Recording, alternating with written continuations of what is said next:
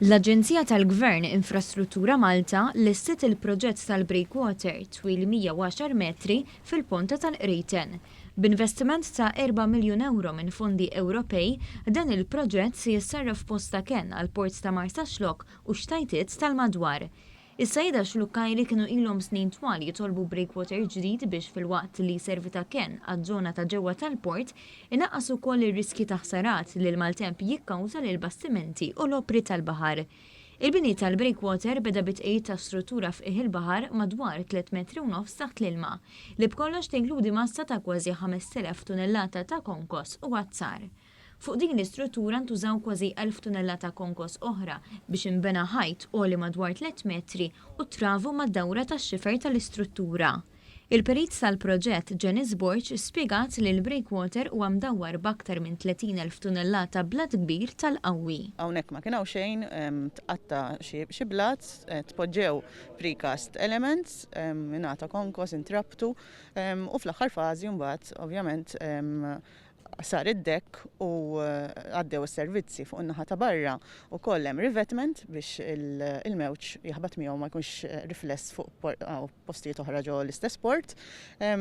U ġew installati mbagħad il-pillars, pereżempju, il-lighthouse u nagħlaq il-proġett. Il-Ministru għat-Trasport u l-Infrastruttura Ian Borch qal li fir-raħal pittoresk ta' Marsaxlokk, sinonimu mas-sajjieda, għaddejn in-numru ta' xogħlijiet u proġetti oħra biex jikkumplementaw il-breakwater il-ġdid. Bħalissa qed nistudjaw soluzzjonijiet anke biex ikun hemm breakwater ieħor in-naħa ta' Dellimara.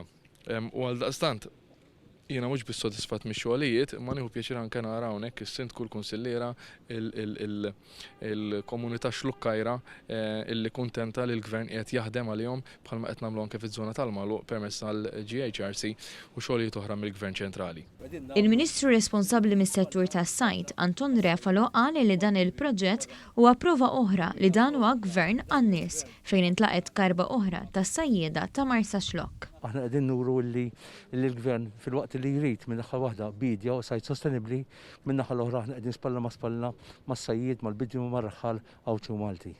Is-Segretarju Parlamentari għal Fondi Ewropej Stefan Drindu Attopardi fakkar kif waħda mill-miri tal-Fondi Ewropej hija proprju biex jiġi mejjun is-settur tas-sajt. Dan il-proġett infrastrutturali, apparti li huwa parti mill-infrastruttura tal-pajjiż, huwa mezz ukoll biex nagħtu aktar faċilitajiet lill-komunità tas-sajjieda hawnhekk f'Marsaxlokk, investiment li kien ilu ħafna mistenni u li issa għaliex għandna gvern għan-nies dan il-proġett wettaq ukoll.